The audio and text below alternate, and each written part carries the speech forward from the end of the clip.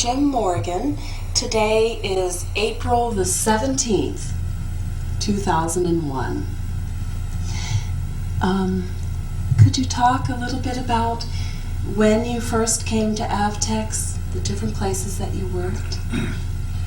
I was a graduate. I was a student at Duke University when I received a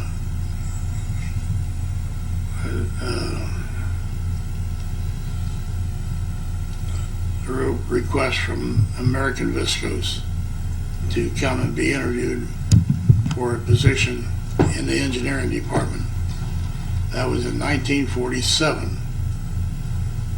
I was given the job of a staff engineer, and that was mainly taking care of projects, engineering projects throughout the plant. Later on, I became a sectional engineer, which I had a specific section of the plant to take care of. Later on, I became a maintenance engineer, and I had the assignment of maintenance throughout the entire plant. And later on, when some of our people had retired, I became plant engineer. What year did you first arrive, and how long were you with Avtex?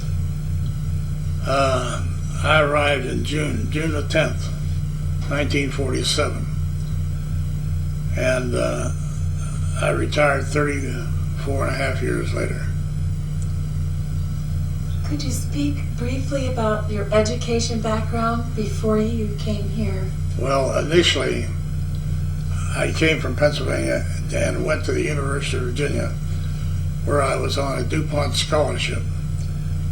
And I had 2 years at Virginia when World War II came in the limelight. And I knew at that time that I would probably be put in engineers, and I did not want that. I wanted to fly. So I volunteered for the service when I was working. At the time I was working for Westinghouse in East Pittsburgh. And I went down and I volunteered to become a navigator in the Army Air Corps. We didn't have an Air Force at the time, but there was an Army Air Corps. And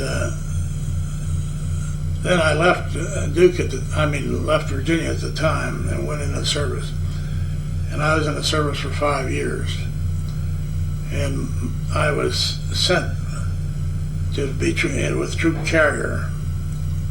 And we were in England when we were slated to invade North Africa. And we were practicing in England with paratroopers and dropping them all over England and just preparing for the invasion of North Africa. Well, there was 39 airplanes that were assigned to drop paratroopers and take over the airfields. And we were on a two-plan, peace plan and a war plan.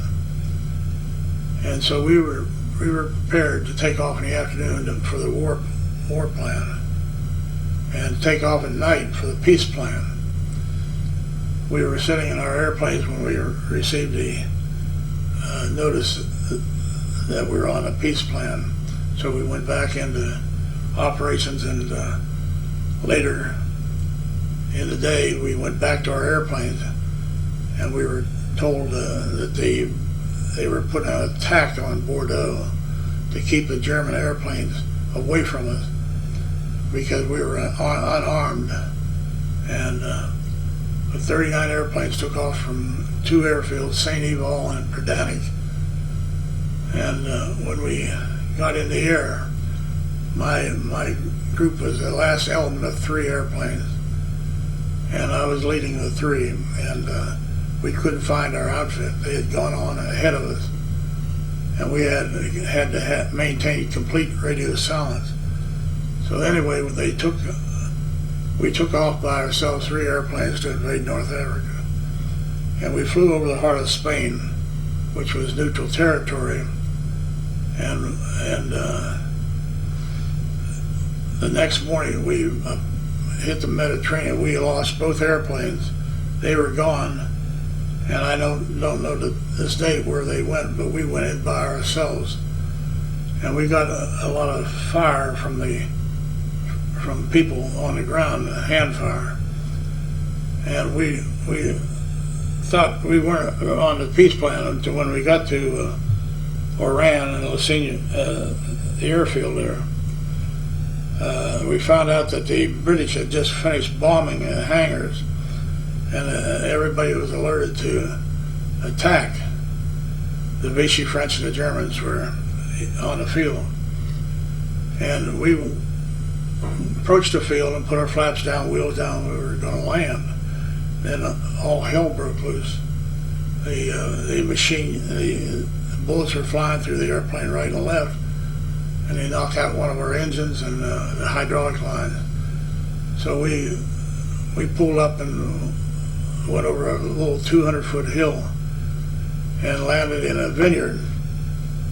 And we spent 3 days there. Our troops overran us on the third day. And from then on, we found out where our troops were. And we joined the troops from then on, our Air Force, and we had missions from then on in North Africa. We took paratroopers at one time down to Kasserine Pass, and as you recall, in the movie of Patton was later came up there and took over that fighting in around Kasserine Pass. The Germans were retreating and had to come through the Kasserine Pass. But the 500 paratroopers fought the Germans and kept them out of the pass. And we used to go in one airplane at a time and supply them with landmines and food and blankets and other things. But after the war, I came back, and my brother, who lived in North Carolina, wanted me to come to Duke University. And I said, no, I'm not going to Duke, I'm going back to Virginia. Well, Virginia was very stubborn about, when I got back to Virginia, they were very stubborn about my taking the refresher courses. They thought I would not be able to, being 5 years out of school, and be able to pick up. So my brother made arrangements. I didn't realize it, but he made arrangements at Duke University for an interview for me down there, and I was amazed when he told me that he had made an interview. So I honored the thing. I went over to see the deans over at Duke, and they told me to just send my transcript there if I was interested in Duke, and they'd look it over and let me know. So when I went back to Virginia, they told me I had to get the refresher courses. I balked. I refused to do that. So I rode back to Duke, and 3 days later I heard from them and told them I was a junior in full standing in engineering school. And I finished out at Duke and graduated from Duke University. And then I had a number of offers for jobs, and my wife's father and mother had a dairy farm in Chancellor, Virginia, which is close by, and they were getting old, and we thought we'd better be near them. So I accepted the job at American Viscose. And at that time, American Viscose was flourishing, making tire cord, and tire cord mainly went to Air Force and into tires and other items that were used in war materials.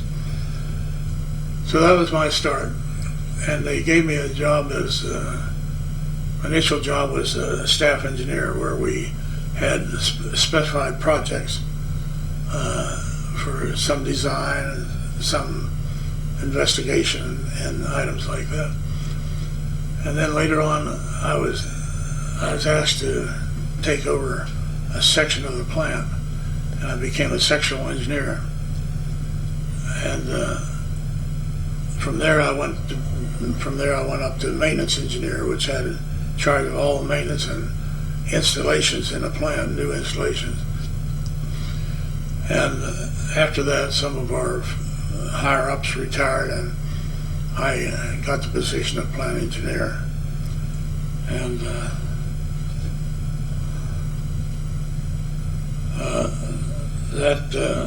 then I had to deal with all aspects of the engineering department, like union activities, union negotiations, and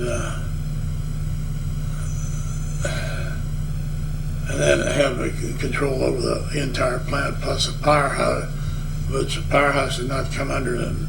It was a separate division at the time. And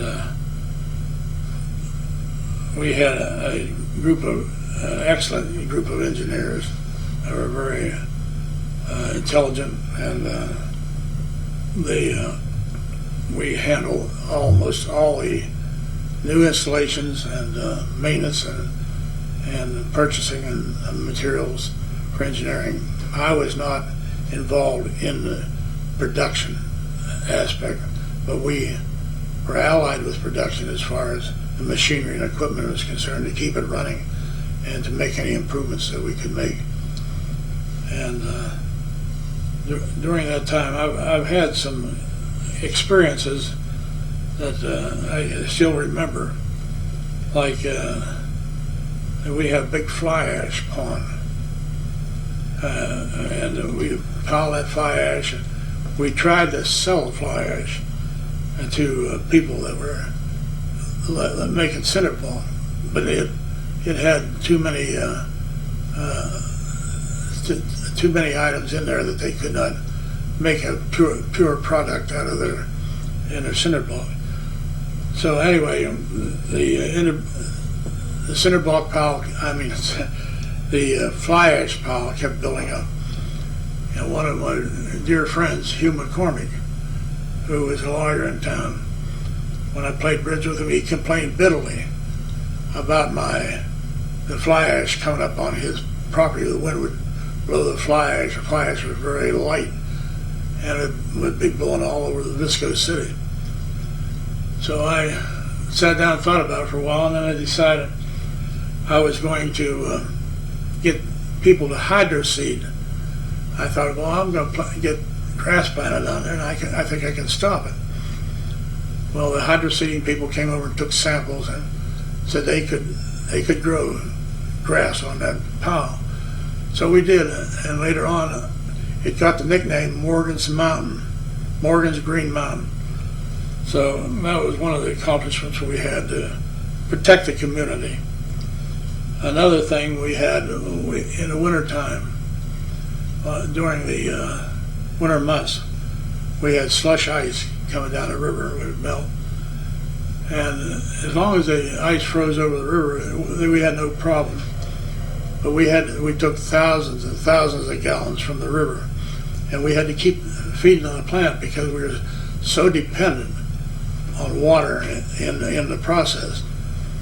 And one night, at a time I got a call. It was snow on the ground, and they said they couldn't get the water. The slush ice had gone up into the intakes to our pumps, and they could not get enough water to supply the plant. So I went out there, and I decided, stood there thinking about what can I do. We had men in the river trying to pull the ice away from the flumes, the intakes, and it was a dangerous situation for men working in boats. So I thought about getting the biggest air compressor we had, and I told the men to go up in the plant and bring the biggest air compressor down. I told them to bring rubber hose down and punch a lot of holes in the rubber hose. And we laced the rubber hose up into the flume, or the intake. And we connected it up to the air compressor. And I told them to turn it on. And lo and behold, my idea was right.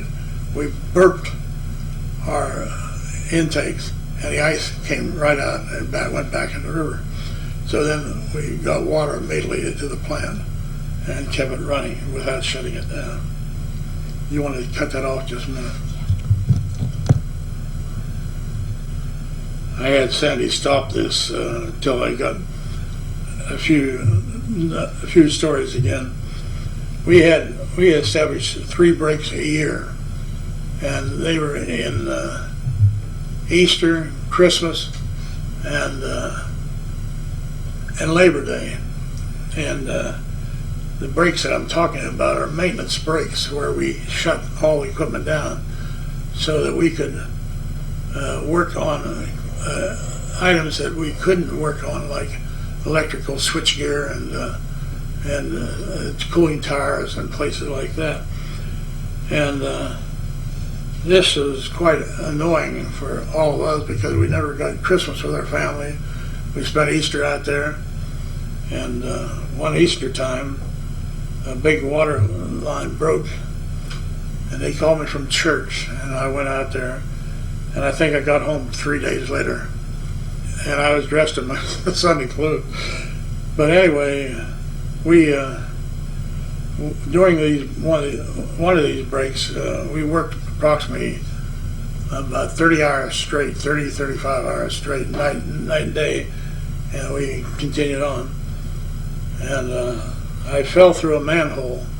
Somebody left a manhole cover off, and I fell through it. It was swinging on by my chin on the manhole, and blood was flying all over the place. And I finally crawled out of the manhole and I went up to the doctor's, and he stitched up my chin, and I went back to work. So these were very important times for us on these breaks because we never got any other time to work on certain equipment.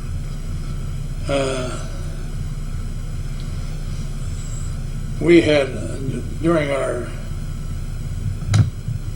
tenure at the plant, we had 25-year dinners, and I have furnished Sandy Flynn with pictures of these dinners. But they were, we were awarded watches, and they were Omega watches, and we were awarded a watch for our 25 years by John Gregg. And we were very proud of those watches because it meant we had 25 years service with the company. We had dinners at Red Fox Inn, Wayside, and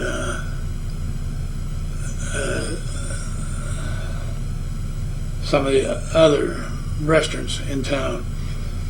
And this was quite an occasion for some of our workers because they look forward to this.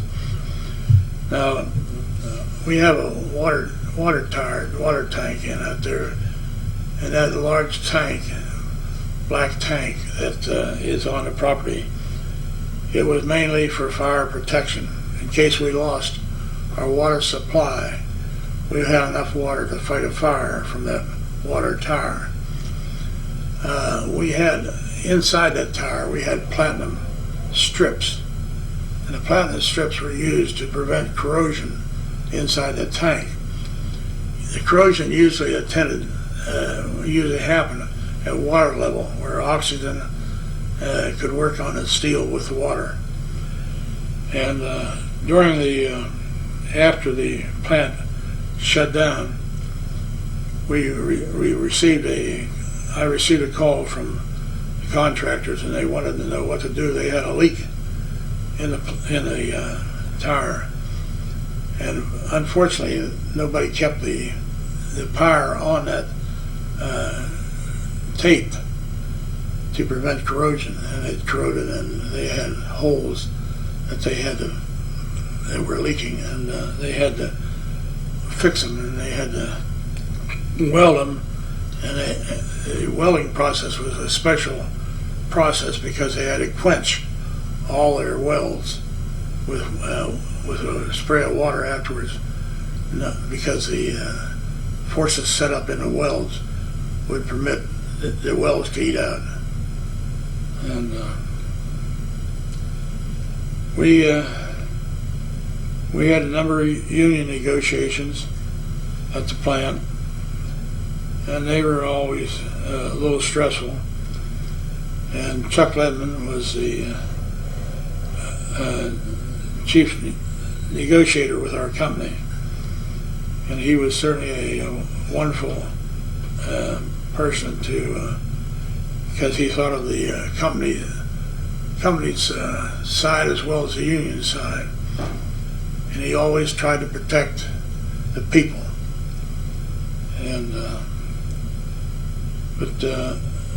as a result, Chuck Ledman became a very good friend of mine, even though we had many very difficult arguments, and Chuck would roar like a bull sometimes, and I'd laugh at him, and that would make him madder.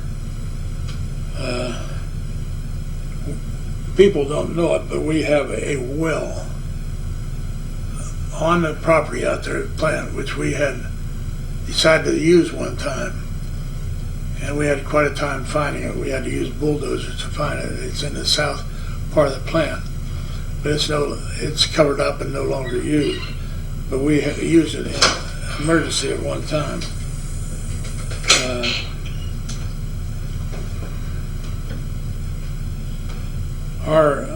We had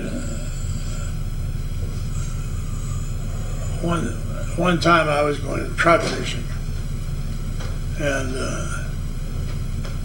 a friend of mine were at my house, and we were getting all the fishing gear in the car, and we looked over the plant, and flames were coming out of the stack. The ductwork on top of the roof from Staple in that area was on fire.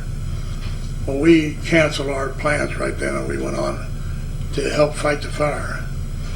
And we had the fire companies from Strasburg and Front Royal Fire Department, and we were fighting the fire ourselves too with them. And we had all these streams of fire going, and we finally got it out. But anyway, they made temporary repairs and got the ductwork back in. And of course, the stack had damage in it, and that precipitated the building of the new stack at the plant.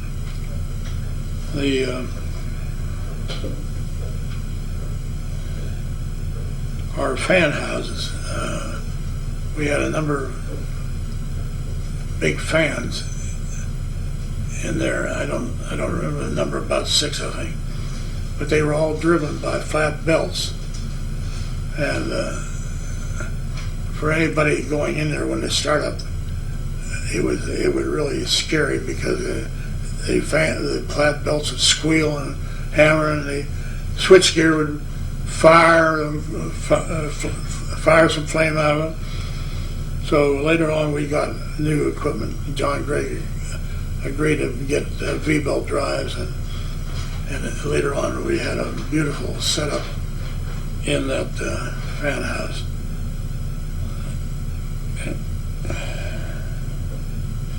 One day, Sunday morning, I got a call from my boss, and he said that he had received a call that we blew soot out of the stacks and spread all over town. So I got in my automobile about 6 or 7 o'clock in the morning, went over, and I felt like burying my head in the sand when I saw all the soot over people's homes and all over the street. Well, it was a mistake that one of our men made down at Powerhouse, and he blew the soot out of the stack and made a hell of a mess. I don't know whether you want me to say hell. That's okay. But it was quite a mess. So we ended up in a few lawsuits on that occasion. Now, we really stressed safety at the plant, and we didn't realize it, but we lost a couple lead burners. They were in the tank preparing to do lead burning, and we had all the valves closed off, but one of the valves leaked through, and some of the hydrogen sulfide got in the tank. Nobody realized it. Man went in there, first thing he knew, he was slumped over. I fellow jumped in to pull him out, and he was hit by the gas. And hydrogen sulfide was a type of gas that would paralyze the lungs. And these people, we lost a couple men that day. And we finally realized what was happening, and we stopped anybody from going in. Then that led to blanking every tank, not depending on valves. But we blanked every tank so that no gas could get through the valve and get back into the tank. So safety was very important in that plant, because we had a number of things, if not handled properly, could actually hurt or injure or take the life of a person. And we had what I think was a good safety record, and we hated to see anybody hurt. One day we had to put up exhaust pipe over the roof from the acid reclaim, and we used a helicopter, and that brought in a lot of people watching the helicopter take that pipe up and they held it up over the place till we bolted it in and put it in the cradles, and the job was done safely. And sometimes the helicopter pilot said, "I'm running out of fuel," and we'd have to get the thing done real quickly so he could go back and refuel.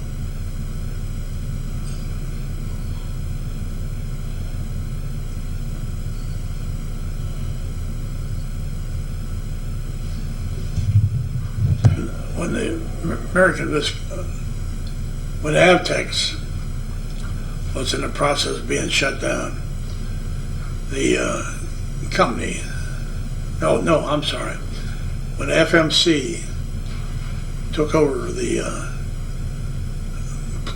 buying the plant, and they were going to get rid of it. The FMC was getting rid of it. John Gregg made a bid on the plant for Avtex to be the new owner and to fabricate rail. But anyway, they had another group of people from New York. One was short, one fellow was short, and one was tall, and I called him Nut and Jeff. But anyway, I was assigned to tour the plant with them, and I could see the dollar signs dancing in their eyes.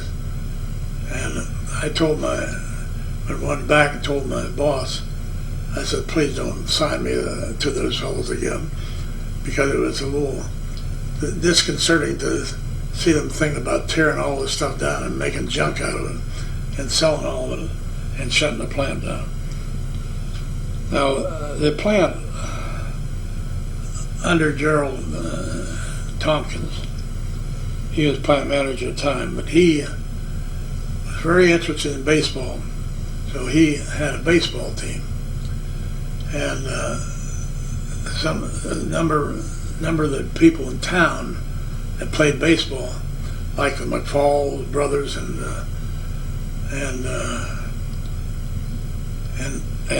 the Downings, which they had no connection with the plant, but they were on this team, and we had plant people on this team, so they had quite a baseball team, and they played a number of teams in the valley.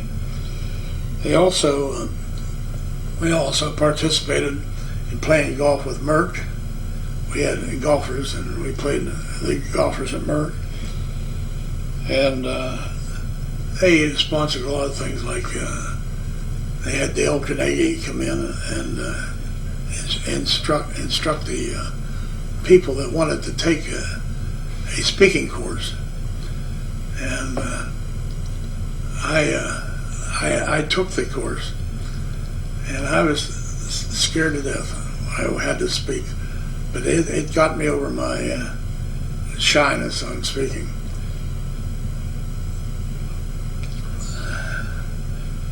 They had other courses that they had specifically for management courses and things like that. But Avtex tried to teach us, indoctrinate us, and into some of the other parts of life. So Sandy, this is about all I have to say. Patent. You haven't mentioned your patent. Oh, excuse me. Sandy wanted me to tell you about my patent. One night I was here playing at home with my boys, and I got the bright idea of making a helical beater. And we had a beater, a flat-bladed beater, after the bleach machines, and before it went in the dryers, it would try to break up the blanket, and it would tear off big chunks. And as a result of these big chunks, we never completely dried the yarn, and some of it got out to the customers, and then the textile, the yarn was returned to us for redrying. So this helical beater that I got would nip the edges and bring off pieces. So we developed that at the plant, and we found out it worked very well, and the company wanted me to patent it. And I told them I'd never do another thing because all the work to patent something was quite tremendous. But we did patent, and then I got the rights to the patent. The American Viscose got the rights to the patent. So that helped us out quite a bit on drying yarn.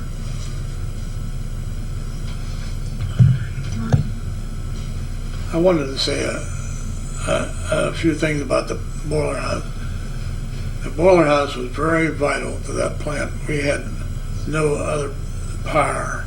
We were tied in with the town, but we were not tied in to the point that we could take a lot of power, the power that we needed to run the equipment and things like that.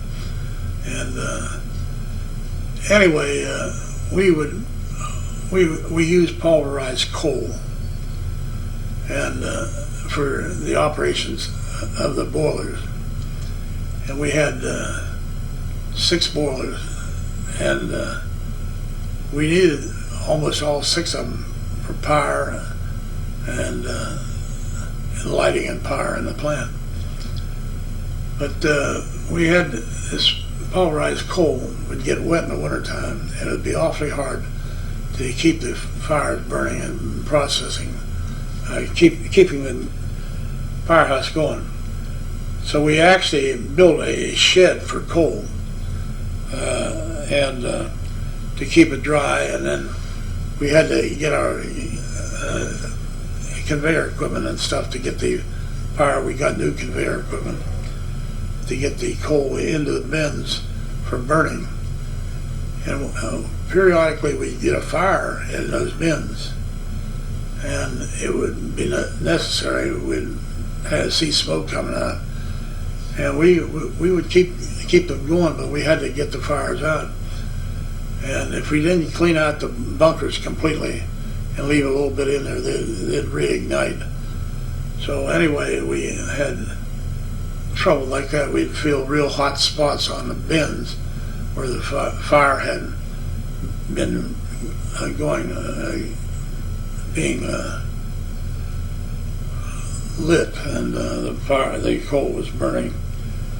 But we had the powerhouse had their problems. We had old switch gear in there, which we had to be very careful that when our plant breaks, we cleaned the bus bars and made sure that there was no dust or dirt on those bus bars, because if they got any moisture, they could actually blow the bus bar. But we never experienced that. We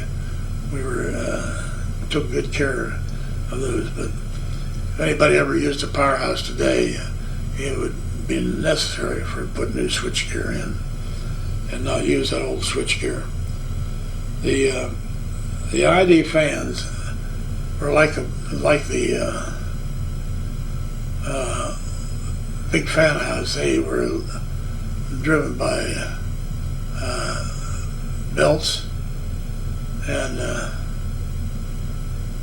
let's see, But they had babbited bearings, which caused an awful lot of trouble, and the babbited bearings had to be very close clearances. We had a difficult time sometimes. But finally we talked to John Gregg and got rid of the old drives, the belt drives, and we got rid of the babbited bearing. We got Ingersoll drives in. From then on we had no problem with the ID fans.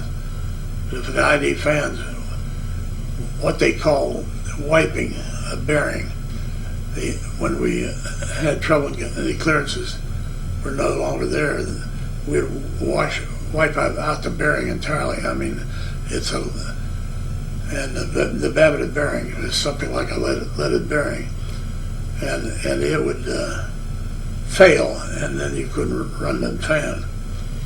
And we actually had to call in help from General Electric and other places to help the clearance, getting proper clearances in those bearings.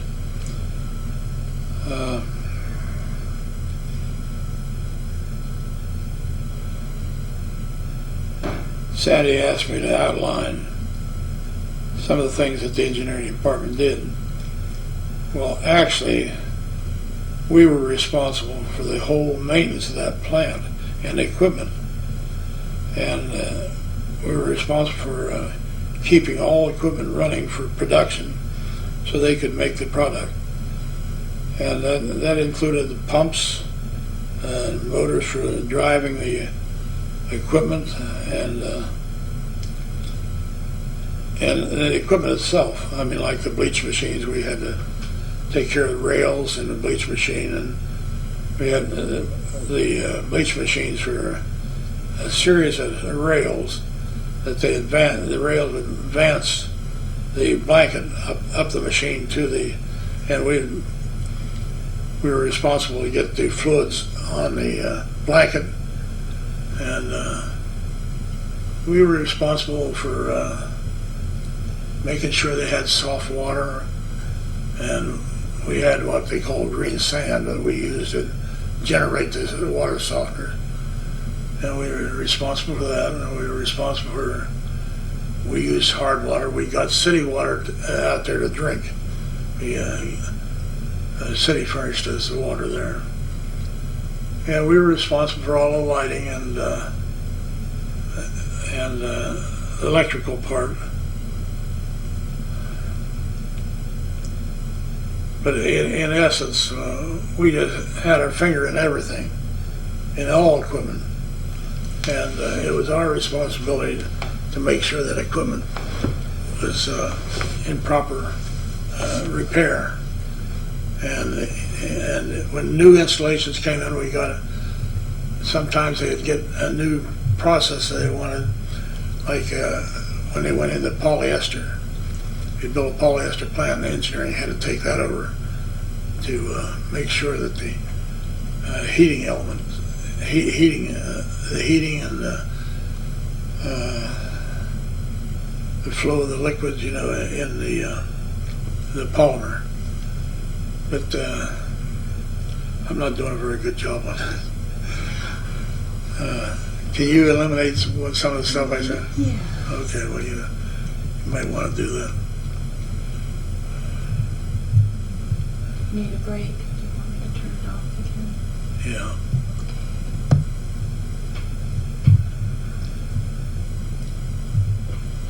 One day we ran into trouble at our polyester plants.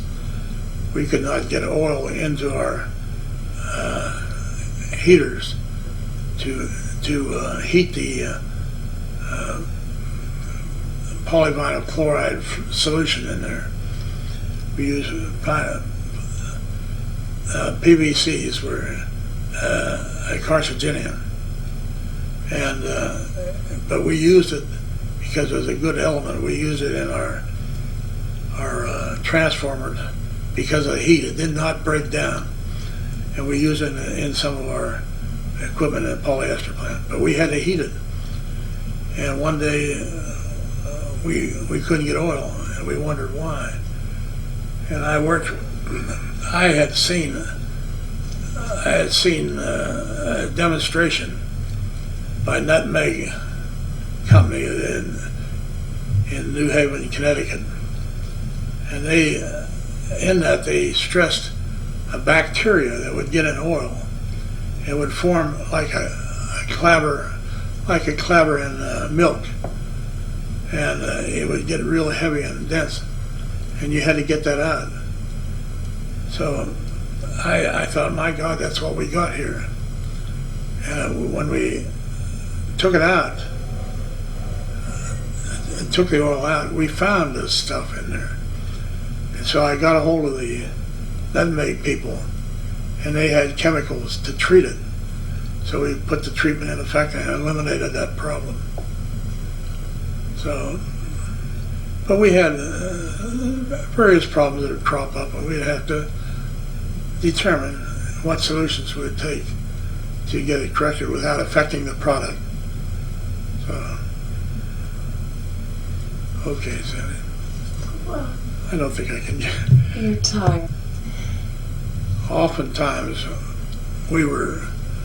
personnel at the plant were contacted to assist in town projects and to take over some of the chairmanships and things like that. Well, when the Warren Sesquicentennial came into being and we were celebrating the growth of the town, I was asked by somebody to take over a job and see what I could do with it. And I said, what jobs do you have to offer? And they said that they wanted to have a booklet. And I said, I will take that, and that's it. But anyway, I didn't realize when I accepted that job what I was getting into. In fact, after touring, it was in the last part of November, and I knew I had to have it done by May. And I went and started talking to some of the publishers, and I came home and told my wife, I said, I have accepted the job that I don't think I can do. But then I started thinking about it, and I'd never done anything like that before in my life, is to write and form a booklet. So I went to talk to Laura Virginia Hale, and she was a lovely person. And under her handicap, I could not see how she did what she did. But she promised her files and information to me, anything that I wanted. So I accepted that, and she didn't tell me at the time that what she thought of my doing it, and not having any experiences. But anyway, I tackled the job, and I thought, well, during some of the festivities in town, I will see some of my friends and ask them to help write different articles. And I picked the people out that I thought could do it. And anyway, they all accepted, but they told me that, Jim, we're not doing this until after New Year's. So I said, we start at January 2nd, and I want everything done by end of February. And I said they really cooperated with me, and my wife and I brought some of them in the house. I tackled this job going to all the libraries and I went to Luray, to the National Park, to get information. And everybody opened up their files and things to me. So anyway, we got a group of people, and I was very fortunate to get Mrs. Grossclothes, who had been an editor for Changing Times, and she took over the final editing of the thing. And I talked to Winchester, the publishers, and they said they had to have all this in by a certain time before the apple blossom, because they were doing the apple blossom. And I said, I promised the guy that I'd have it in there. He said, how many pictures were you going to have? And I told him, I just pulling things out of the air, you know. I told him how many pictures that I'd have, and I told him how many pages I wanted, and I didn't know anything about the print or anything like that, and I had to pick the print out, and I had to get somebody to take over the ads so we could raise money for that. And I think we raised over $7,000. It was one of the biggest money-making things for the sesquicentennial. But I had so many books I had to pay. They asked me how many books I wanted, and I had no idea. And I said, how much are they going to cost? And they told me how much it was going to cost, so I ended up with about 2,500 books. I thought, oh my God, could we sell all those books? But anyway, we gave the leftovers to the Warren Heritage Society, and but then we had to promote and sell the books. So when the whole thing fell on my shoulders, and one of the people in town told me, he said, Jim, you ought to get somebody to do this for you. I said, no, I didn't accept it for that. I said, I've never done anything like this in my life, and I'm going to do it. So anyway, I was a day late in giving the publisher the book. He said it was on a Saturday. The date was on a Saturday, and I thought, well, he's not going to be there a Saturday. So I took it over to him on Monday. He said, where have you been? And I said, oh, well, I said, I didn't think you were going to be here. He says, I was waiting for you. And I knew he was teasing me. And Laura Virginia Hale got the first copy. And I wanted to give it to her because she was so helpful. And she told me at the time, she says, you know, when you said you were going to do that, I thought that was impossible because I had written books. I'd written stuff like that, and I knew what a job it was. And I said, I really appreciated that, coming from her, because she was a wonderful, dedicated individual. But anyway, the book was published, and it was accepted, and I think a lot of people use that today in some of their things on Warren County. And the plant, of course, we had information on the plant, and we had a number of the businesses in town, and I tried to make a thing that where all aspects of the town was considered old homes, churches, the national park, the industries. And I think it was real successful, and I enjoyed doing it. After I finished, my wife said, boy, you really worked hard on that thing. She said, you really took a lot of time. But I did, and I enjoyed it. Okay. Could you talk about your thoughts and feelings when the plant closed? Sandy has asked me to talk briefly about my feelings on the plant when it closed. Through the years, it got tougher and tougher for us at the plant because we were losing ground all the time. And it was no surprise to me to see it shut down.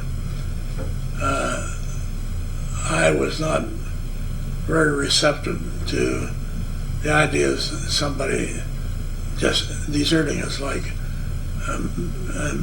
Mrs. Terry down in Richmond, and some of the people out of town.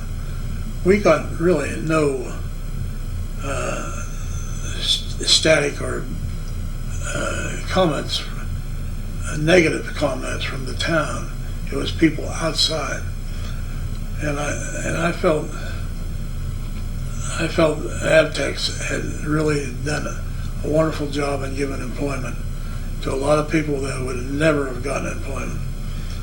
And I was saddened when they decided to shut the plant down. And After I retired, I would not return to the plant. I did not feel that I wanted to go back because it was deteriorating. There was no money to keep it a viable organization. So somebody asked me if I was going to go out and watch a stack being torn down. I watched one stack torn down. I watched a new one going up, and I had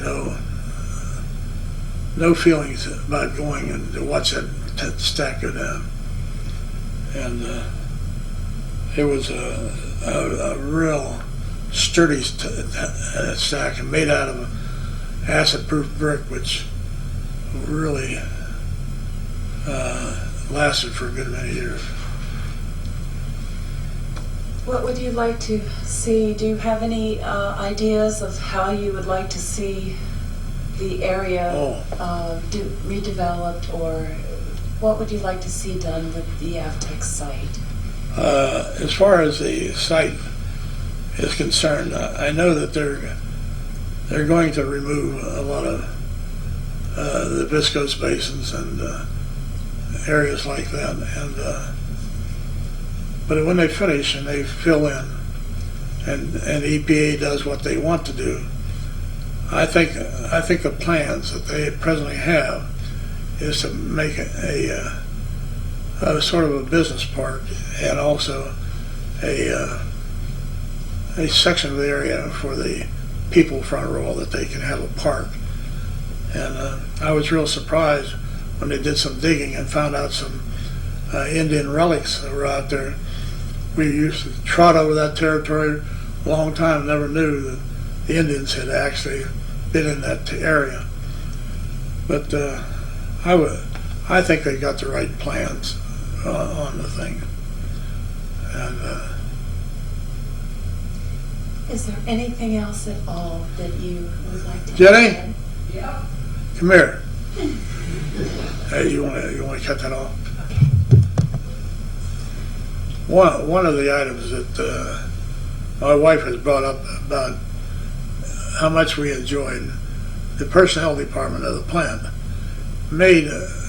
set up a deal with Wayside to see their plays, and we paid $1 for a ticket to go to the Wayside Inn, and that went on for a long time. Ray Gott was the main instigator of that, and we enjoyed going to Wayside Inn and seeing it. And oftentimes we'd go over there and have dinner, and it got to be quite a thing for the Avtex or American Viscose employees to attend those theater functions. And the company did a number of things like that was for the personnel at the plant. Okay? Yay!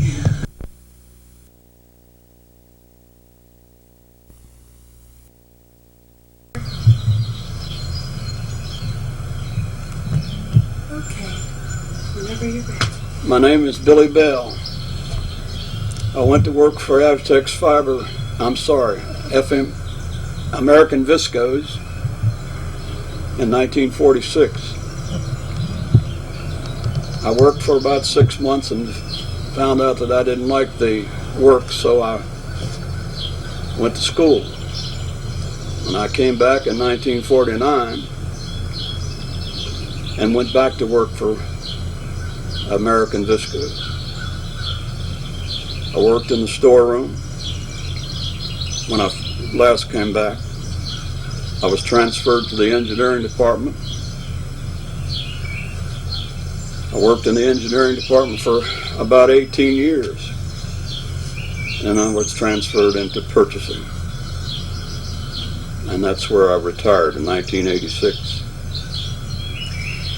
Well, you had a good broad experience then of the different areas of the plant. Yes. Do you mind beginning where you started and telling as much information and detail as you can recall? Well, back in the beginning, I was in the service for 3 years, and when I came out, I went to work with all the rest of the guys that were on the 5220 club. We were on there about 2 months, and then we went to work for American Disco. And I was put in the pipe covering department, which covered all of the steam and other piping with asbestos. And I figured after about 6 weeks, or 6 months, that wasn't my kind of work, so I left. And I came back. I worked in the storeroom, and of course we furnished all the raw materials and maintenance materials for the whole plant. And of course we were able to see what went on more than the people that were stationed in each department. We controlled the soda that came in, coal, jets. Everything we used came through the storeroom. We spent, well, I'll get to that when I get into purchasing, but we would go from one department to the other to try to determine their needs so that we would have the material available for the production. And that production over at the plant began 7 days before the yarn was spun. So it was necessary that all of the material be available when it was needed. So therefore we had a large inventory of raw materials and maintenance material.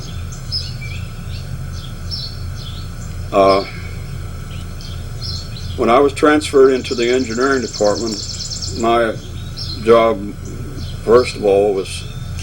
I'm sorry, how long were you with the warehouse? How long what? Were you with the warehouse?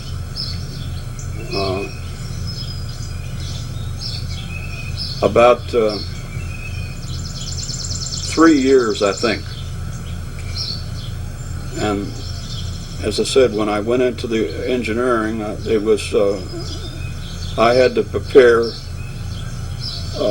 requisitions for materials, maintenance materials, for the engineering department.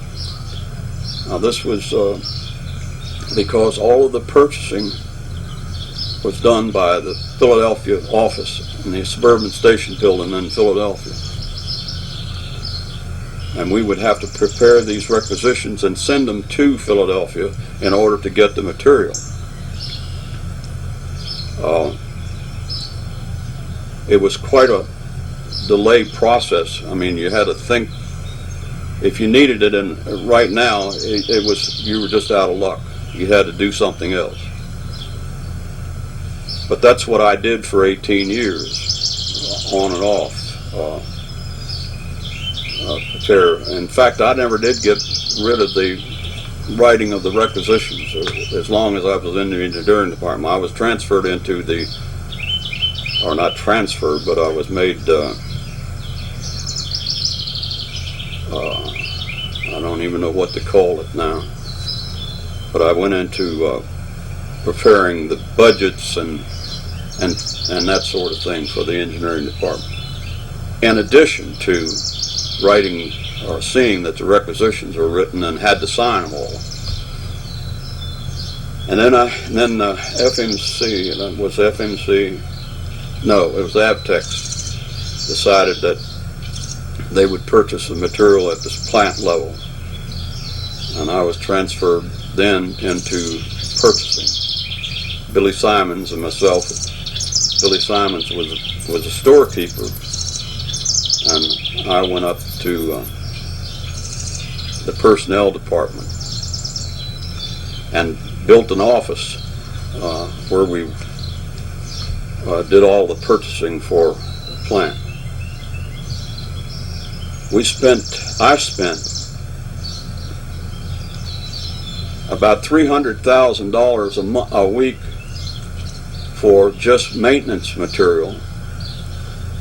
Billy Simons spent in excess of $4 or $5 million because he had coal, soda,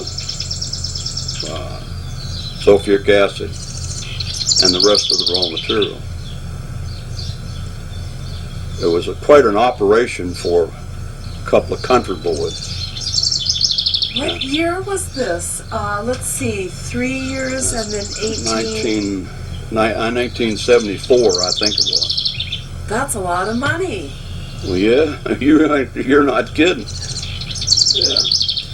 Now, were they operating on a maintenance schedule for the machines at this time, or was it at the breakdown maintenance period of the plant? It was breakdown maintenance then. Did it cost more to maintain them during the breakdown maintenance than it did at the maintenance schedule? Yeah. If it's not broke, don't fix it.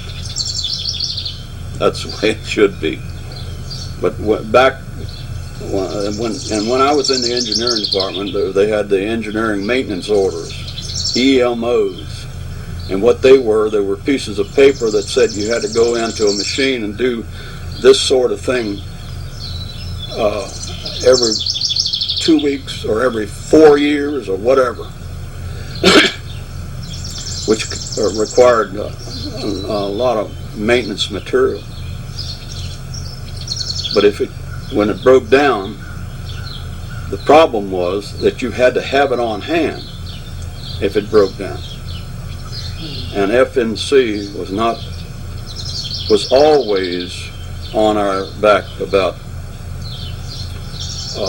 inventory of maintenance material, nuts, bolts, whatever.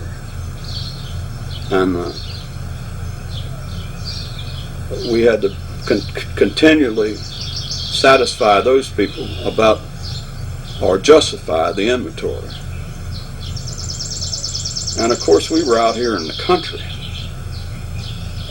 When I went to work over there at the plant, the only place you could buy any material was from Ramsey's or Forsyth's Hardware, and then they didn't have anything except to fit a tractor. And if it hadn't been for Solenberger's in Winchester, I don't think we'd have kept the plant running.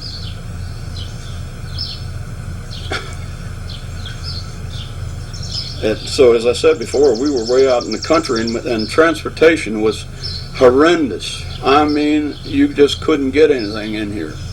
There weren't any trucking. The only thing we could do is to depend on the N&W Railroad.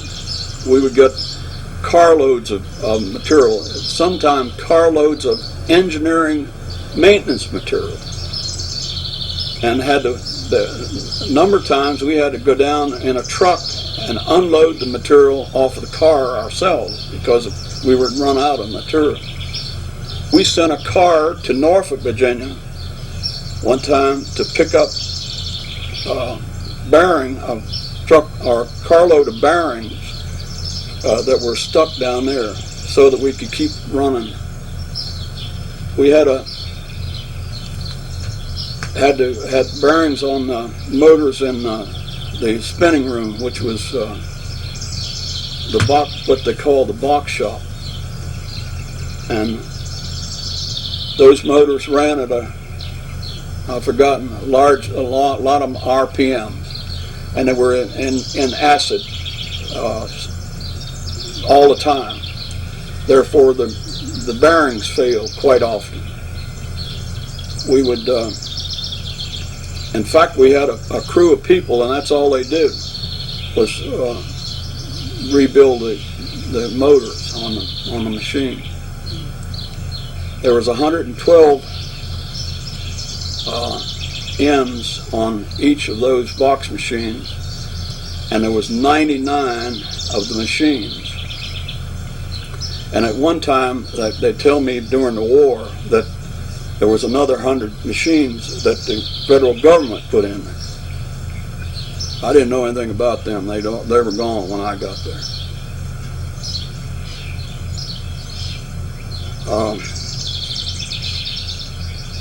What was the year that you began at Pardon? Avtex? What year was it when you began working at Avtex? 1947. No, That was the second time. 1946 is when I went to work there, and I went back to work in 1949. Okay. Yeah.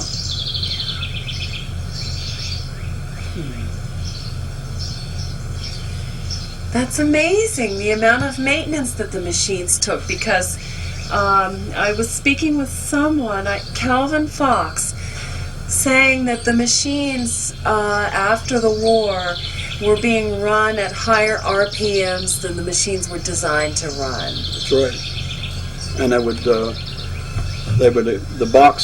boxes were made of that the yarn was spun in of Bakelite, which was the original plastic stuff that they had invented during the war, I think. I don't know where it came from. Anyway, they weren't designed for the speed that they were turning on the motors, like Calvin said, and the spindle shafts couldn't take the centrifugal force that the thing was doing. So that's the reason for all the maintenance.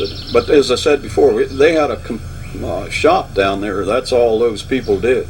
I don't know how many people were hired there, but there was a number of maintenance people in that shop.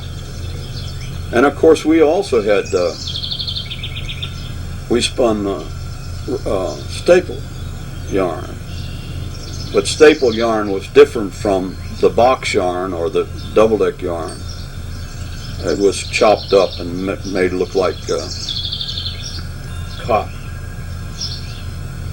In fact, that's what we finally wound up doing only is the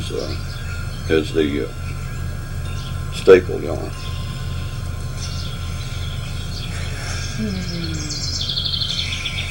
Did you notice over the years, being where you were ordering the pieces for the machines, did it start taking more and more material to keep the plant running? Or? No, and the reason for it is because we kept on shutting down further and further. The operation, they couldn't sell the yarn, so they stopped making the yarn. They stopped making box yarn, for instance, which was the original. That's what the plant was built for, was box yarn. I'm not really, I can't differentiate between the different types of, could you explain a little bit about the different types of yarn? Well, the box yarn, what I call a box yarn, was a rayon string, and somebody said it was made by a rotten string factory, and it was wound centrifugally in a box. It was, I think it was 9 inches in diameter, and it was wound up into what they call a cake, and that cake was pulled out of the box and put on a skein and taken and had to dry or wash it and dry it and wash it and dry it. The box, or the double-deck yarn, was spun through a bath of acid, and it came out and it went downstairs and was wound up on a spool. And it was not, didn't have to go all through all that washing and drying and all of that handling. So that was an improvement there. The staple yarn came out of the troughs, or the acid troughs, onto wheels, and maybe a ½ an inch wide ropes, and they all came together at one end up there, and then it was washed and dried and chopped up into. Some customers wanted 1 9/16 lengths, and some of them want 1 1/8 or whatever for making some sort of clothing. I never was in sales, so I don't know all that technical stuff about the yarn itself. Thank you. So those are the different departments. Well, they're the different departments as far as spinning is concerned, yes. Now, there was a department called viscose, and they prepared the solution that was transported by piping to a staging area or aging area that was put in vessels and set there sometimes 7 days before it was piped over to the spinning machine. And a lot of people didn't realize that most of this started 7 days prior. The mixing up of all these solutions into that what they call the viscose started 7 days before it went to the spinning machine. Therefore, if you had a breakdown of a machine that was due to get from the viscose department, what you had to do was to scrap the viscose, because you could not reclaim it. It had to be dumped. And that's where the viscose basins come from. But most of the time we were able to, in the engineering department, to do something to make the yarn or make the viscose go to the place where it could be spun. It was very unusual that it was done because of a failure of the machine. It was only the scrap viscose occurred when we had a catastrophic failure of the plant when it went down. Are you too hot in the sun? Nope. Do you want to move? Okay. Wow, thanks for explaining that. Okay, Well, there was an acid department also. For years, my dad worked at Roanoke plant, and he was transferred down here in 1938.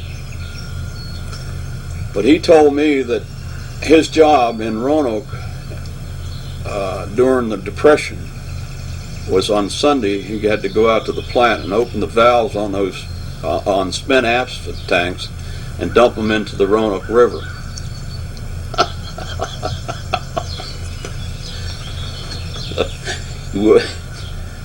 Somebody decided that that wasn't the proper thing to do, and they went to work and found that they could reclaim the acid. So they had an acid reclaim, which was, I'm told, was rather profitable to the plant, because it did not, you didn't have to get rid of the acid, and you also could reuse it. They called it mining. Pardon? Mining. They called it mining. Oh, is that right? I heard someone say that's what they called it. Yeah, that was neat.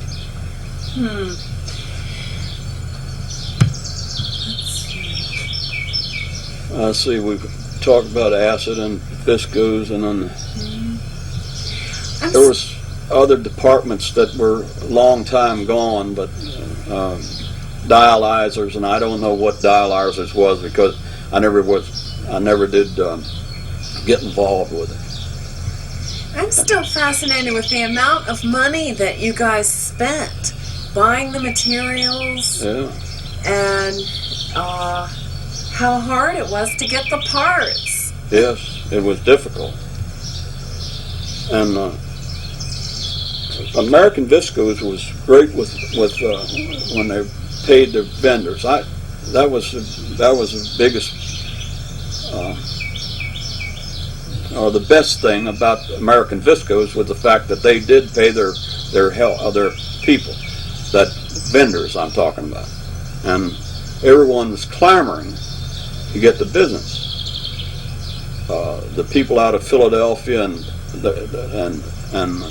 New Jersey and Pennsylvania and wherever were always down here. But when I first went to work out there, the plant manager or engineer would not allow any any vendors into the plant. When I first went to work out there, there was no smoking in that plant anywhere except on the second floor of the powerhouse, which was the turbine floor. Wow. And of course, at that time, everybody and his dogs smoked. But you went in there, if you wanted to work there, you didn't smoke until you came out. Wow. When did they allow smoking? Oh, I really don't remember. But eventually they did. Yeah, eventually they thought it wasn't dangerous. There were places in the plant that was where the chemicals would accumulate were dangerous. There were explosive areas, and that's the reason they didn't want it. And in fact, in the churn mix department, which was a 5-story building, when there was a sign as you went in the door, put your cigarettes and matches in this box. They wouldn't even allow you to carry matches in the building when I first went to work. But that was soon changed. Do you remember any of the big events that happened at the plant? Were you involved in any of those? 1955, the plant burned, and I was involved in that. In fact, I ruined a pair of trousers that day, climbing up on the roof, trying to pull fire hoses for those guys. Could you talk a little bit about how it started, how you put it out, what happened to all the viscose and the machines? Well, it was just a bloody mess. There was the electrical engineer and I were in my office talking, and somebody said, "Harry, there's a fire over in the acid reclaim." And we got up from my desk and walked out through the carpenter shop and looked. And when we looked up at the fume stack, there was a fire shot up out of that fume stack about 100 feet in the air, and the brick parcel of brick just started raining down.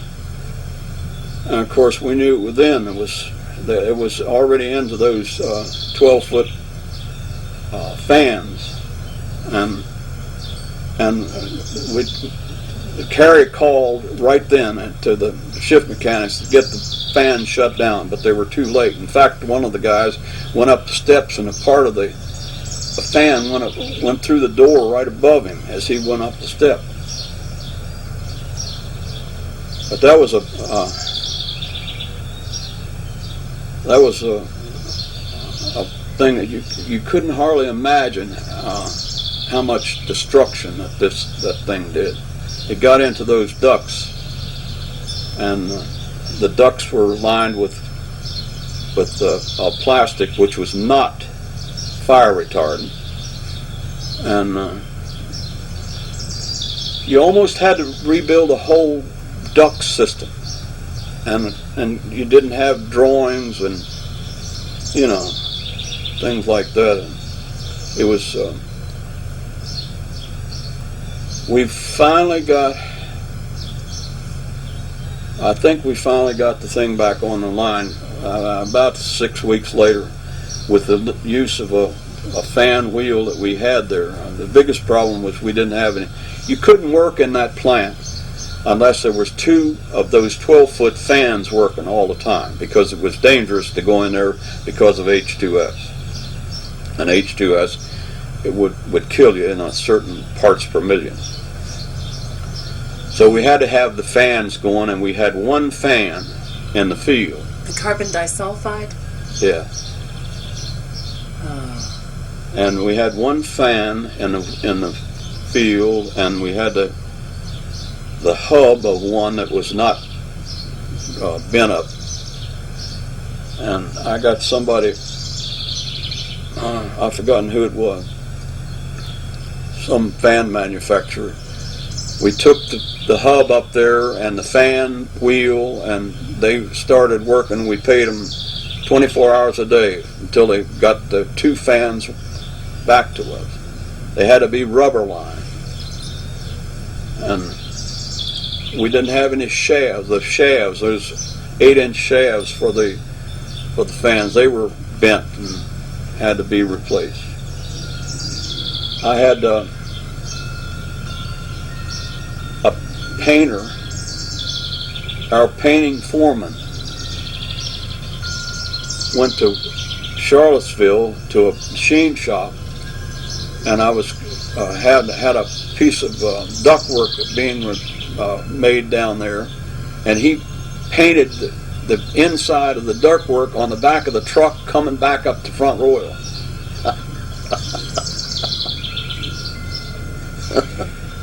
That was amazing.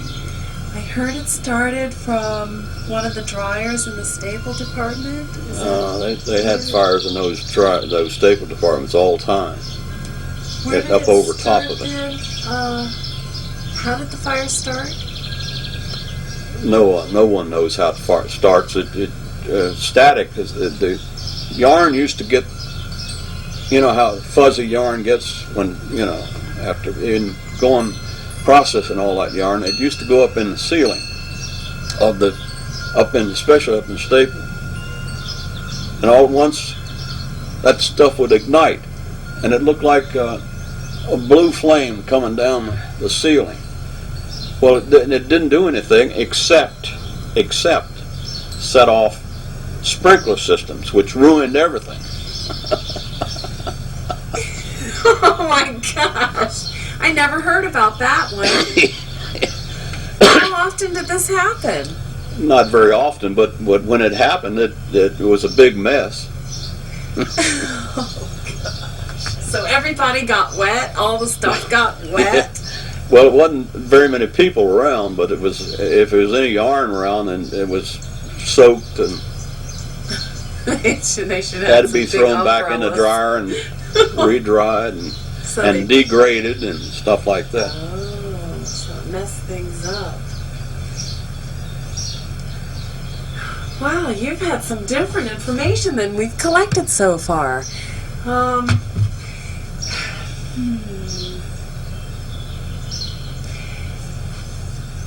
Let's see, what have we gone over? Going over the different. Was that the last place you worked? Was in purchasing? Yes. And how long were you there? From 1974 until 1986. You stayed till it closed? When did the plant close? I forget. 1989. Okay, 89. So you left before it closed. Well, I was over there. I was over there when it closed the second time. I worked for one of the contractors I hired a long time ago. Could you talk a little bit about what happened when you left in '86 then? Well, when I left in '86, I decided that I wanted to stay around out here and do some work around the house. And about a year later, I figured that was enough of that. So I called one of the contractors and asked him if he needed any help out there, and he said, "Hell yeah, come on out." So I went out there and worked from, I guess, '87 until '89 when it closed. What were you doing during that? Gathering up material for them, and I knew the plant engineer over there, and we had the contractor had a deal with the plant engineer that I had to be a liaison between the contractor and the plant engineer, and also get their materials for them. The plant was buying the material for the contract before I went in 1987. And after I went over there, they decided, no, we're not going to have the plant buy it. I had to buy it because that's all I'd been doing anyway. So I started buying the contractor's material with Avtex paperwork. I issued their purchase orders for them. So you use the Avtex paperwork, but the contractor paid for these. That's right. That's kind of funny. Yeah. I guess you were still doing the same job that somebody else paid your paycheck. That's right. That's pretty good. Oh gosh. Do you could you talk a little bit about what it seemed like to work there? I don't know. It sounds like you didn't really work too many other places besides Avtex. That's right. I never did work any place except Avtex, except the United States Army for 3 years. Where did you go when you were with the Army? In Europe. I walked all the way to Czechoslovakia. With the infantry? Well, part of it, yes, ma'am. Yeah.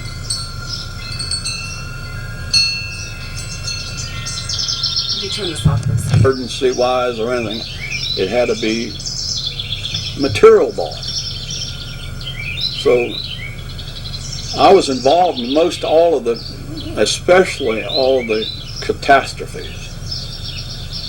And that's the reason I don't answer the phone anymore.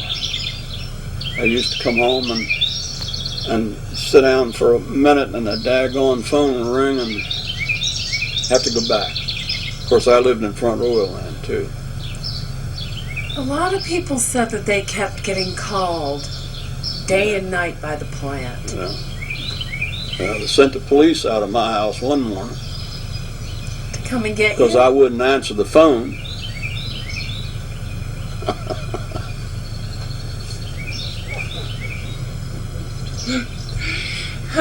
On the average, was this a 40-hour-a-week job or more? What? Well, that's what it's supposed to be. Everybody that worked on time card was 40 hours, but people on salary worked whenever they needed to be. We had a catastrophe that happened at the waste treatment plant, which was the EPA was down there watching us all the time at that time, and it was the M-off tank, the skimmer, the whole thing broke and fell down in the M-off tank. Well, it was in the middle of the night. It was 11 o'clock when I got the phone call. I went over there and it was just pouring down rain. And Al Ruff was the plant manager, and I went in down there, and the first thing I saw was Al Ruff. And he just shook his head when we looked out there that what in the hell we're going to do. So finally the man head of drafting, Danny Sims, came in there, and we got the drawings out to see what the thing was before, and we decided that we weren't going to do what we did before because it'll just fall down again. So we decided we were going to put a steel beam from one place to the other, so it would have support from the center of the thing out, because it had a standpipe in the center. Well, this was 1:30 in the morning when we decided that was what we were going to do. So we went back up to the drafting room, and Danny made a drawing on an 8x11 sheet of paper at how long it should be and what the weight of the beam should be and how high and all that. And about 5:30, he finished and gave it to me.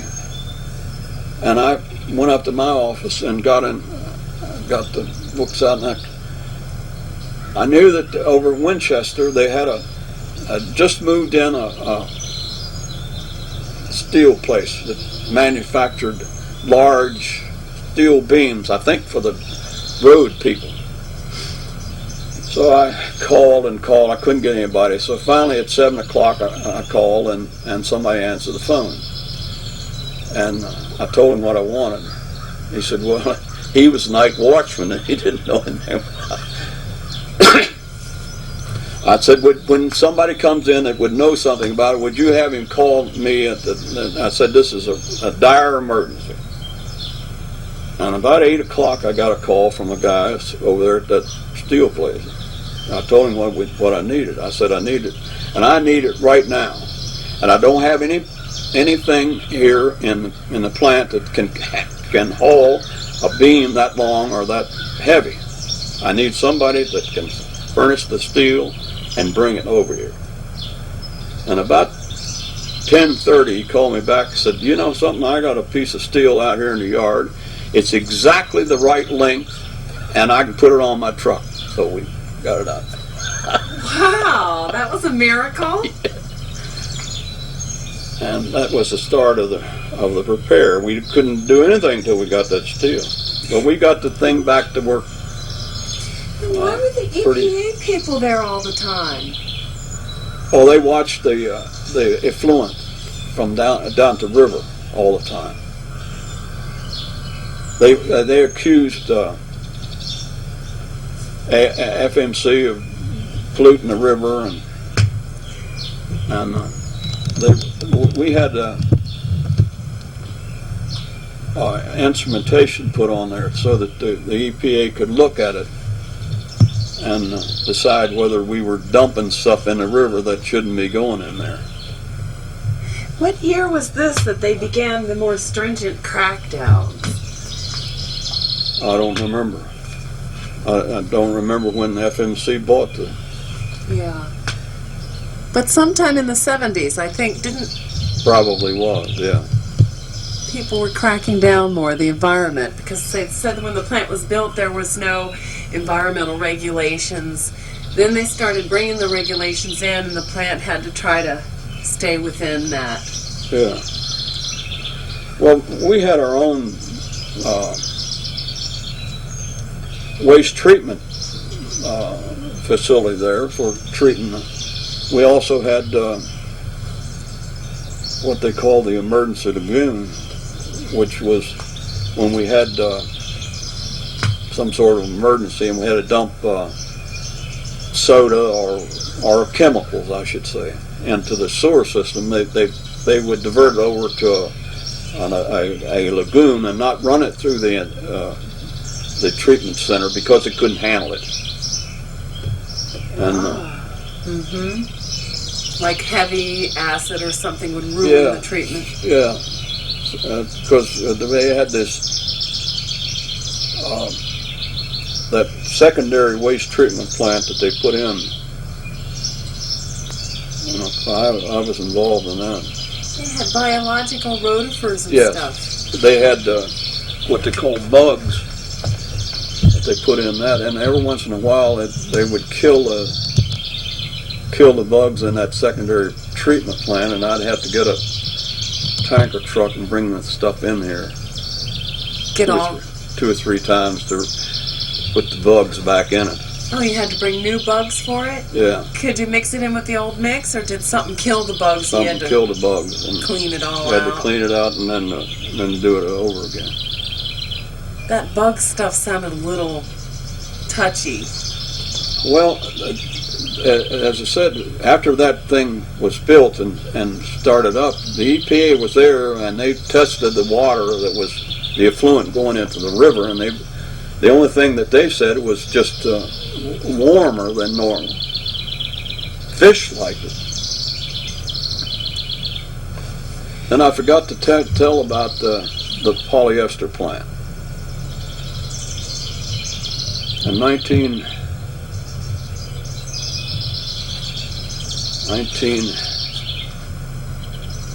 I don't remember, 80, I guess it was. A guy by the name of Rufus Carney was the plant manager. And Billy Simons and I were working together in the storeroom. This was before I was in purchasing. And Rufus called Billy and myself up there to his office one morning and and he told me that he had a job that he wanted me to do and get out of the storeroom for a while. And I didn't know what was going on, but he had a roll of drawings about that big, and it was drawings of a new plant, which was a plastic or polyester yarn. And he said that he wanted me to gather up all of the necessary spare parts that was needed to make that plant run when it started up. And he said, I want you up there when we sign the contract for the. So that's where I went for about 2 years. I had to go every week to Lewistown, Pennsylvania, to look at some of the stuff that they had put in at the Lewistown plant, which was a polyester operation, but it wasn't like ours. It was still the same plastic yarn. And every piece of equipment that came in there, I had to get the operating instructions and the drawings and so forth and go over every one of them and pick off anything that I thought was needed, like bearings or fuses or printed circuit boards or whatever. And that's what I did for 2 years.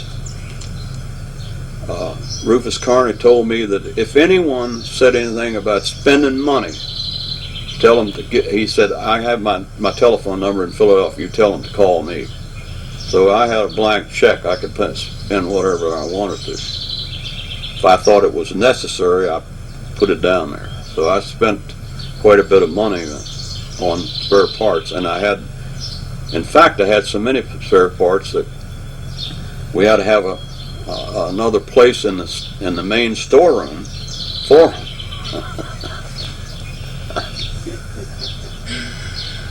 But it started up and it ran, and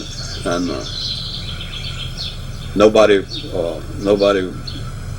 The big problem that Rufus Carney was when they started the Lewistown plant, they couldn't keep it running.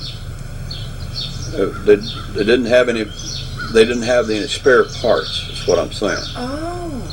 So when they started this one up, I had spare parts, but they still had a problem because there was a lot of electronics in there that had printed circuit boards and fuses and stuff like that that they would just went through like, and some of those boards would cost $1,500. It sounds like polyester was harder to make or something than the rayon. They never did get the quality that they wanted. That's what they told me. They had it running all right. Fitzhugh Wickham was up there, and he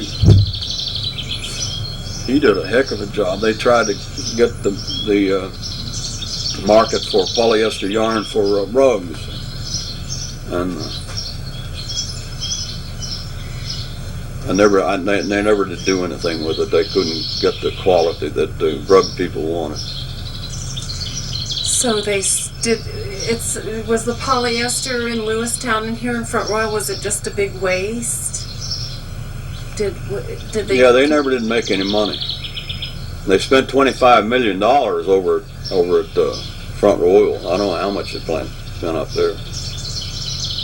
So they wasted $25 million. Yeah. I think that's one of the things that brought them down. Well, FMC wanted to make money. That's what they were in business for. And when the people didn't make any money, they got rid of them. So that's when they sold it to, actually gave it to John Gregg. It sounds like John Gregg kind of saved the plant then for the last few years. 7 years, yeah.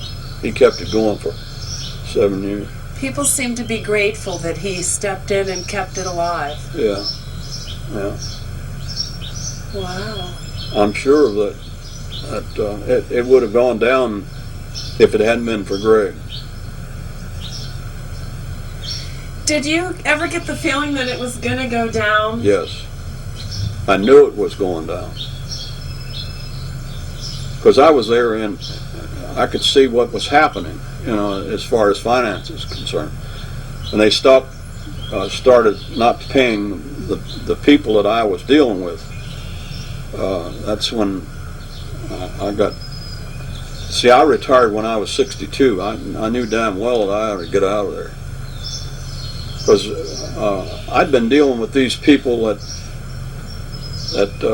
weren't getting paid for years. I mean, I'd known those people for years and years.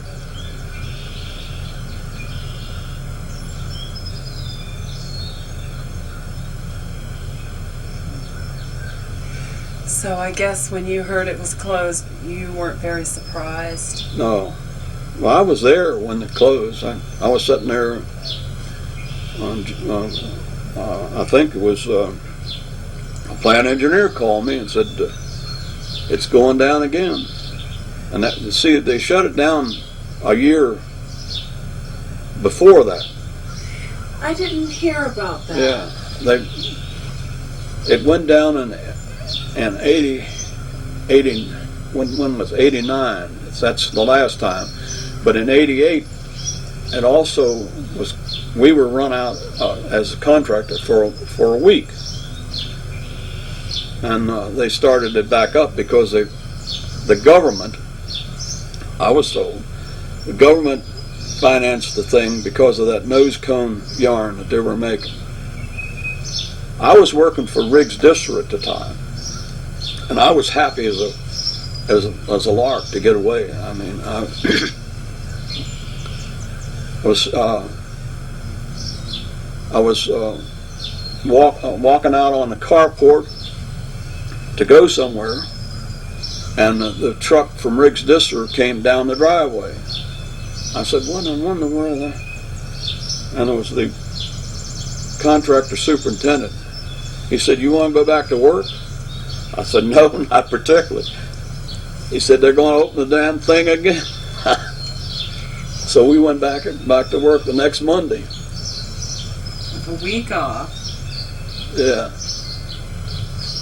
What did they say it was closing for at that time?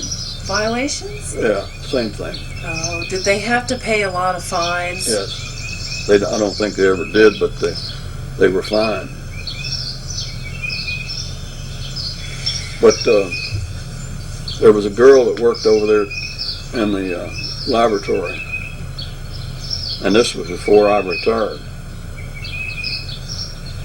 Some guy went down there and fooled with that electronics at the waste treatment, and she wanted to know why it was done, and she never did get a proper answer from the people out there, so that she quit. So I knew from that was the beginning of the end, that something was going to happen, because the EPA had been looking at the plant real closely for a long time. And these plants, Jack Mallinson told me one time that the rayon plant was, the useful life of a rayon plant was 30 years. And he said, now we've already passed that 30 years. And the only reason we passed it was because of Jack Mallinson. He developed plastic or FRP piping systems that would withstand the corrosive conditions of the acid that we had to convey all over the plant. And it took the place of a lead-lined steel pipe.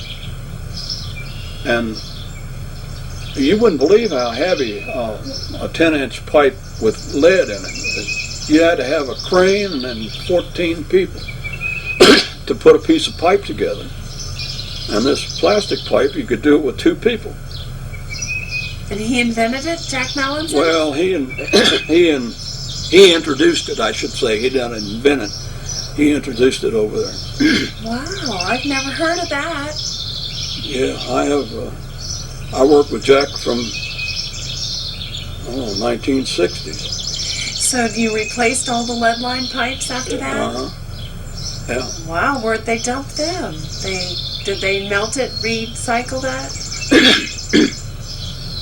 Yes, we had a lead shop there, and we melted lead and kept it, because all of the spinning machines were lead covered. In fact, that's the only way that it ever survived. Is the gearboxes on the units were all lead covered. We had I guess it was 20 lead burners at one time.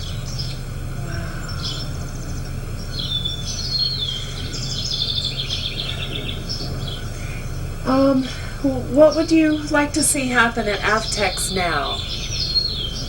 Well, frankly, it doesn't make any difference to me. I haven't been out there but twice since I left from out there. You don't like going back? No, I really don't. I feel like that the EPA is just hanging in there and wasting a whole lot of money. There's things that went on out there that I just could not hardly believe. Thermanol 66 was used as a heat transfer medium in polyester. No one knew anything about Thermanol 66 being carcinogenic or anything like that until after, of course, we bought thousands of gallons of it, and where we unloaded it out there at the polyester, and we used to get it in tank trucks, and of course it leaked out on the ground, and they found they dug all that ground up and put it in lowboy cars and hauled it away. And somebody said that all you had to do is put a little lime down. But as far, I guess those people that are in the paper about what they're going to do, I guess it's all right. What they're planning on doing, I guess they've filled in those fly ash basins enough so that nobody will fall in them. We had one of the engineers over there a long time ago went down there one morning with a set of drawings. I think he was waiting to go play golf, and he stepped out on one of those fly ash ponds, and it got a crust over it. It looked like, and he fell in it. How deep are they? 12 feet. Did it come back up? Yeah, well, it was semi-solid. It was, it was like a glue, more or less. Somebody could die in that. Yeah. Then we started piling on. They conveyed that fly ash down there in a sluice, water, and it was so abrasive that you couldn't hardly keep the piping together. Every time it made a curve, it would rub the elbows and have a hole in it. So they started hauling it down there in trucks, and last time I saw it, we called it the Fly Ash Mountain. I don't know what they ever did with that. It's still there. It is? Yeah. We had an engineering firm that came up with an idea that we should put 6 inches of fly ash down and 2 inches of clay, and build it up like that. That's the way it's supposed to have been built.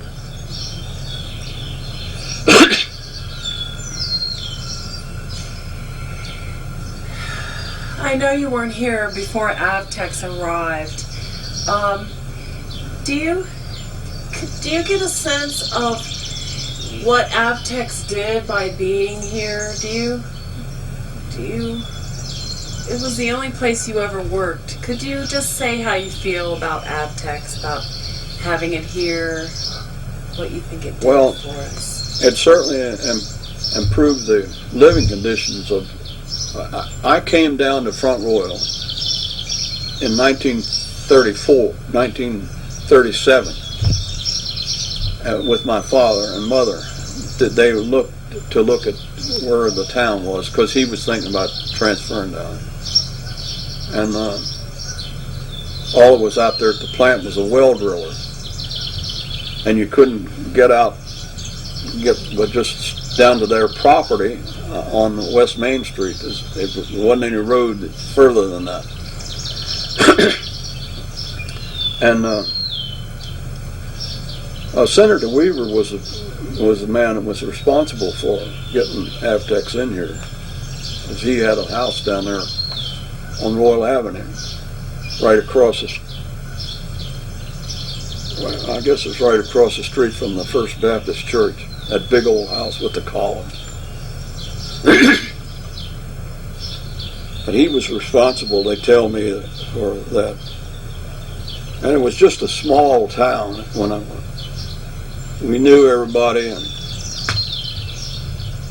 and I went to school here, high school. Did you like it? How old were you when you arrived? I was used to Roanoke, and the biggest thing I recall that missing was public transportation. Because in Roanoke, if you wanted to go anywhere, you go on a bus or a streetcar. And down here, if you want to go anywhere, you walked or bicycle or something. That's what I missed more than anything else. But the people were nice, and the American Visco's people had a tendency to be a mingle amongst themselves rather than mingle with the people. And I never will forget, my mother and father were pleased with Mrs. Shure, Binet Shure's mother. Binet worked out there, he's dead now. And she was Jewish. And she took everybody from the Roanoke area that came down here as it befriended them all. She would have parties once a year, invite all of them.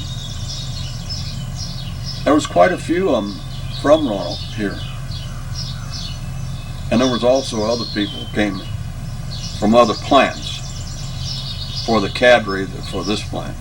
Of course, this was the last one that was built for American Visco.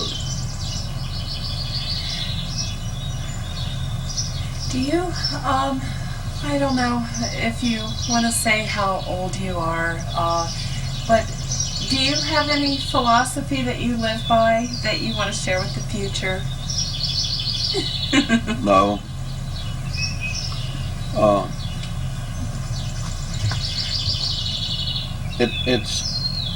I only go into Front Royal anymore when I have to, and that's every other morning I go down there and have breakfast, and then it's not very much traffic. But the traffic is just getting horrendous in Front Royal, as it's getting in everywhere else for that matter.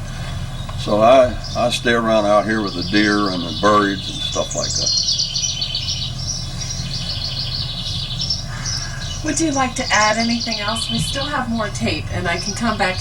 We have about 5 minutes of tape left. Is there anything that you'd like to add at this time?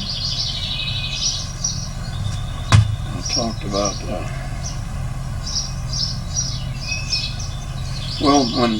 when John Gregg bought the place, it started out to be gung-ho. You'd think that, we're going to start making all kinds of improvements and stuff like that. It never did happen. And of course, John had all these customer that we made yarn for, and they stayed with us because of John Gregg. And he had some big-time operation, send the airplane down here and pick us up. It took us 45 minutes to fly from Winchester to Philadelphia, and it took us an hour and 40 minutes from the Philadelphia airport to go to the office.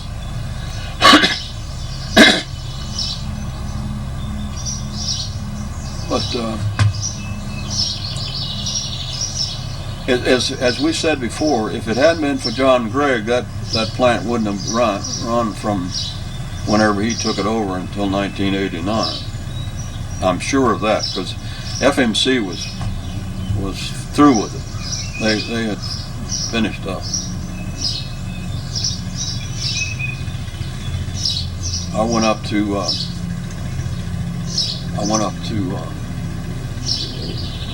Philadelphia. I don't remember when it was. It was before